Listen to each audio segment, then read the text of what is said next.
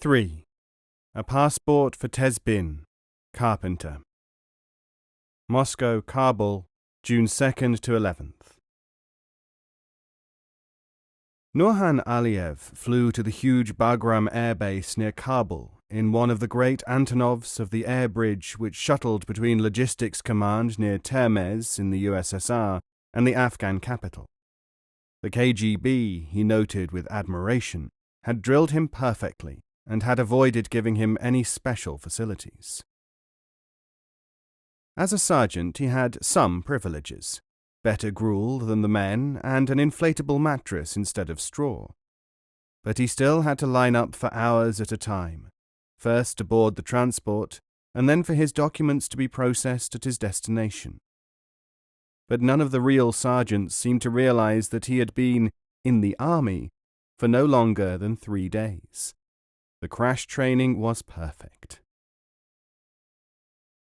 At Bagram, his movement order was stamped, and he was assigned a place in a military truck for Kabul. Once there, he was decanted, still in uniform, at the Puli-Chishti Bridge. It was exactly as it had been described at the Balashikha training center. It took him only half an hour to part-exchange his uniform for 200 Afghanis and a shabby civilian outfit, with one of the Afghan old clothesmen standing there. At first, the sight of so many Soviet soldiers selling equipment unmolested puzzled him, but the Afghan hawkers obviously regarded it as normal. They showed no suspicion about him, which, in the present circumstances, was all that mattered.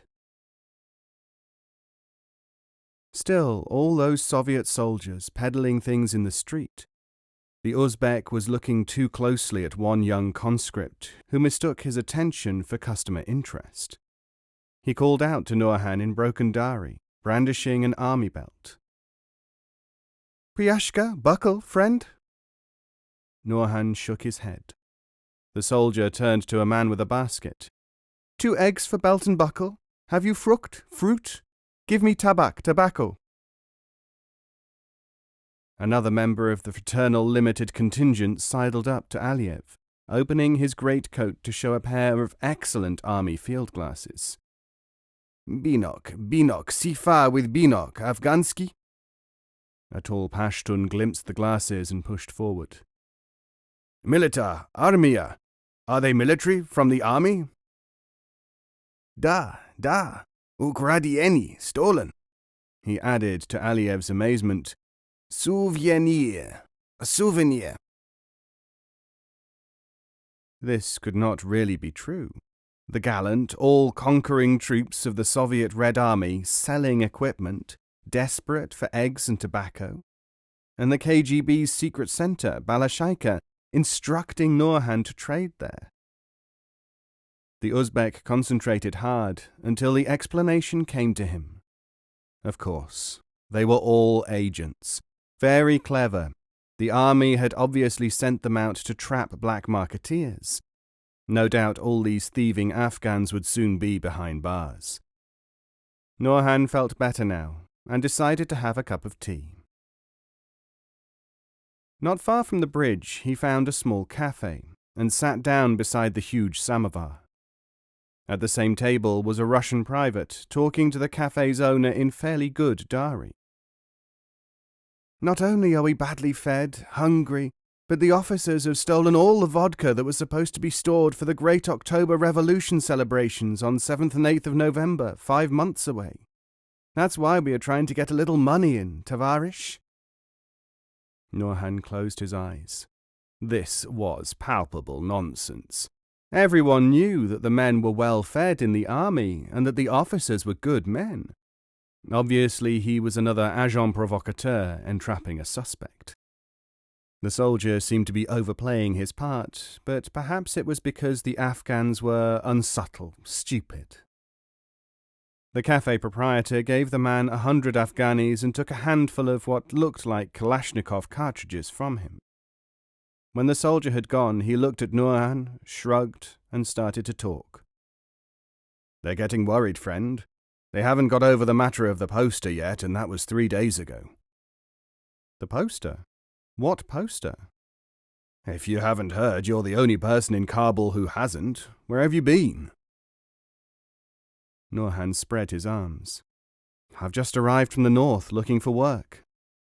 Ah, that explains it. But the poster was one of the funniest things in years. Want to hear about it? Yes. The Afghan sat down opposite him. Well, 4 days ago, a Shabnama, a clandestine leaflet, came out. It said, "When you see a Nikolai vehicle with several men in it, shout the following phrase, which is Russian for 'You can't park here.' They may not understand your accent, so throw a grenade inside and they'll get the point of the joke."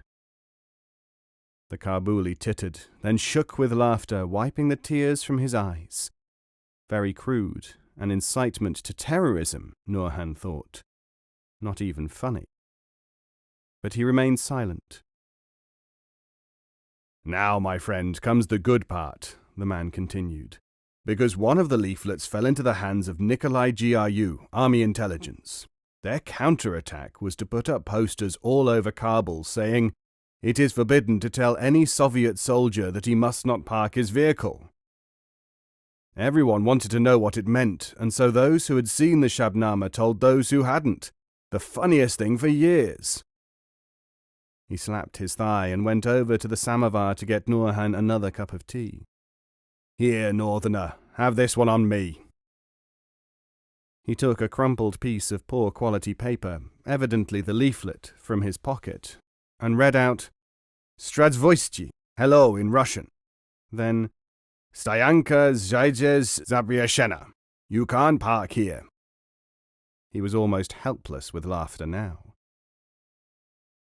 Nurhan threw some money on the table and walked out. He didn't want to be found here when the police raided the place. Word would surely get around that there was a capitalist imperialist agent and agitator running a tea house in this area. Following the Kabul River upstream, Nurhan saw a knot of youths 20 yards ahead, dressed, as he now was, in baggy trousers and waistcoats over long shirts. They might direct him to a lodging house. As he came closer to them, he noticed that they were carrying guns. They looked arrogantly at him as he came abreast, and one of them spat. As if in answer to his unspoken question, one of them shouted, "Guardians of the Socialist Revolution, the militia of the Fatherland Front." He wrinkled his nose. Undisciplined, dirty, jeering, disorderly. That was no way for a true socialist to behave. Still, there had been a saying in the old days during the forced collectivization, "The road to paradise must first pass through hell." He passed his ideological brethren with face averted. The street widened, and Nurhan stopped to buy a mutton kebab from a street vendor. "Brother, I'm from Turkestan, looking for work." "Ah, yes." The skinny imp presiding over the charcoal took the 5 Afghani piece and tested it with his teeth before dropping it into his sleeve pocket. "Where can I find somewhere to stay, a bed?" "First on the right, you'll see a huge modern avenue, J.D. Maiwand. Walk right down it, don't be misled by the big shops. Behind them is a warren of streets. They're full of doss houses." It certainly was a warren, a part of old Kabul, built by minority Shia sectarians as much for defense against their orthodox Sunni neighbors as anything else. They would welcome one of their own. Nurhan stopped at a dilapidated building made of adobe, obviously a rooming house, and noted with satisfaction the spray-painted slogan on the wall, "Long live Ali the Martyr, murdered by the Sunni dogs." Inside the door, a man sat on a prayer mat. Beside him was a clod of earth on a tray, a souvenir from the holy city of Kerbala, ready for his forehead to touch in prostration. Nurhan took off his worn shoes. With a piece of chalk which he picked up from the rickety table, he wrote on the leather soles the names of the first 2 caliphs of Islam, Abu Bakr, Omar. Many Shias liked to walk upon the names of those they considered usurpers. It was as good as a password. The hook-nosed landlord grinned and held out his hand. "Welcome." "I'm from the north. Need a room." "No rooms. Got a bed. Good clean straw." "Cool. Good. How much?" 20 Afghanis a night. "Give you 10. "Cool. 3 nights in advance." "Here you are." "Namit, thy name?" "Kalb-i-Ali, dog of Ali, Turkestani." "Cool." The man spat out a stream of tobacco juice. The house had held a dozen transients, small artisans for the most part, looking for work in the capital. In a dirty first-floor room they lay on straw palliasses, each with its chalk lines to mark the individual's territory. The place reeked of goat, mingled with the smell from a tannery somewhere deeper down the alleyway. The Uzbek soon made friends with a carpenter, Murtaza Tezbin, from Andkoy in the Afghan north, also a Turkestani. Nurhan, according to his cover story, came from Khanabad, hundreds of miles to the east of Tezbin's village, so they would have no mutual friends. Tezbin, with little prompting, told Nurhan a mass of details about his family and hometown. His ambition was to find a job as a carpenter in the big city. After several days of this friendship, when he thought that he knew enough, Nurhan suggested a walk to a place he had already marked down as suitable. There he killed Tezbin with a single blow, as he had been taught. He disposed of the body in a deep but dried-up well beside the ruined house where the two of them had sat down to talk. Armed now with the carpenter's papers, Aliyev went to the passport office, whose procedures he knew from reading a study made by KGB agents. It was in the Ministry of the Interior, and the process was simplicity itself. He studied the form. No criminal convictions, no political record. Yes, he had the deposit against his behaviour when abroad. Tezbin's life savings alone would more than cover it, and they were in cash. Confirmation of his identity from his local police or gendarmerie office? That was something else. The clerk at the hatch was in no hurry. "We'll send it to Andkoy by post. Come back in about a month." A month. Far too long. "Respected sir, that is a long time." The shabby Kabuli took a pinch of snuff, sensing a bribe. After all, the man had cash. "Haste comes from the devil." Clerks were full of these tags. They used them as a substitute for education. "Mr. Chief Clerk, I want to go to Pakistan." "Everyone wants to go to Pakistan." "But, sir, I beg to say there is work for me there." "They all say that. All the Pakistanis have gone to the Gulf oil countries to work, and ragamuffins like you have taken their jobs." "Sir, I have friends and relatives in Pakistan. They can get me work, but I have to go very soon or they'll find someone else." "Well, what do you want me to do, Jan-i-Masum, by the life of the Immaculate One? I am a man of importance. I can't spend all day with you, Turkestani loafer." "Anything which your wisdom indicates." "Listen, I have 2 jobs. When I am finished here, in the afternoon, I have to go all the way to Parwan for my second job and stay there late into the night." "Yes." "Why, 400 Afghanis wouldn't compensate me for staying in here and contacting your local police by telephone. And the bandits may have torn the lines down again." He looked the Uzbek straight in the eyes. "Sakatib Seb, I'll have 500 left after the deposit. As I would be going to a good job, you are welcome to 400. The man held out his hand, and Aliyev gave him the money. In 2 minutes, the clerk, in a better humour, was speaking to the chief of police at Andkoy. "Forgive the trouble, Commandant. Ministry of the Interior here, Passport Department. Could you please check the details of an applicant? Registration book AND 7797/J. Name Tezbin. Yes, he's over 40, so he has a conscription deferment card. Thank you. He held his hand over the mouthpiece and turned to the Uzbek, anxious to share his triumph. He's checking. A police major actually doing it himself. But they always jump to it when we call them. We're Kabul, the capital to these provincials, and the police come under this ministry. I may only be a passport clerk, but Major Fuzul up there doesn't know where the query originated. It might even be from the minister himself. Here he is now. He puckered his face as if that would help him pick up the voice from Andkoy above, crackling on the line. Yes, Turkic stock, black eyes, wheat-coloured face, no pockmarks. Has he people there? Good. Then they could be guarantors for his political reliability? Fine. You'll confirm by mail? Thank you, Major. So long. He deliberately used an over-familiar manner. There you are, Mr. Tezbin.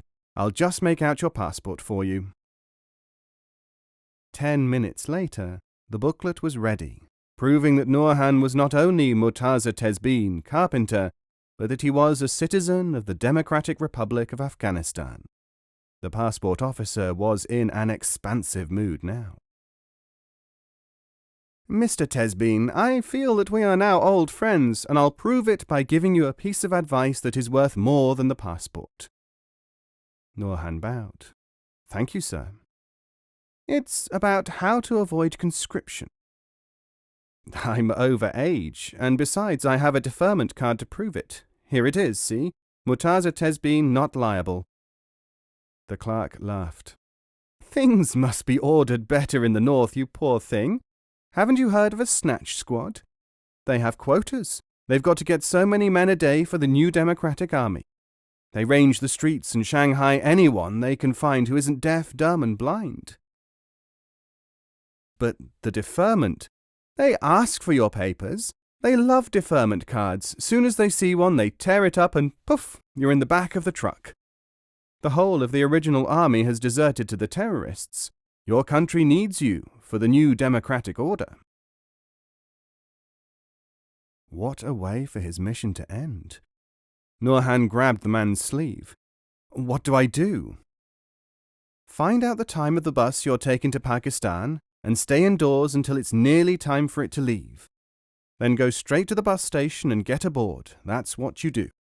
Even then, the Pishkis, conscription squads, may waylay the bus. If they do, give them all your money and they'll let you go. Until the next time. It's easy. Taking a bus down the A1, the American-built road from Kabul to Peshawar, was easy too. The passengers sang a song based on the ancient classic, The Lights of Canopus. Nurhan joined in the chorus, although the underlying meaning, which delighted the others, escaped him. Thy foe was but an ant, a serpent now is he, and on this ant-turned serpent take sure vengeance now. For this snake will else a mighty dragon be, if you through delay him to live allow. The Pakistani border guards were lenient. They glanced at the Uzbek's new Afghan passport but did not object, if they noticed, that he had no visa. The Balashaika briefing officers were up to date on Pakistani immigration procedures, as on everything else. That afternoon, in the back room of the antique shop which was now his headquarters, Nurhan applied his calligrapher's skill. It was easy to change, with 2 strokes of a pen and a razor blade, his passport description. Najjar, carpenter, had become Tajir, merchant. Aliyev smiled with satisfaction. Prince Jamal, son of Zaid, would soon be here, walking into the trap.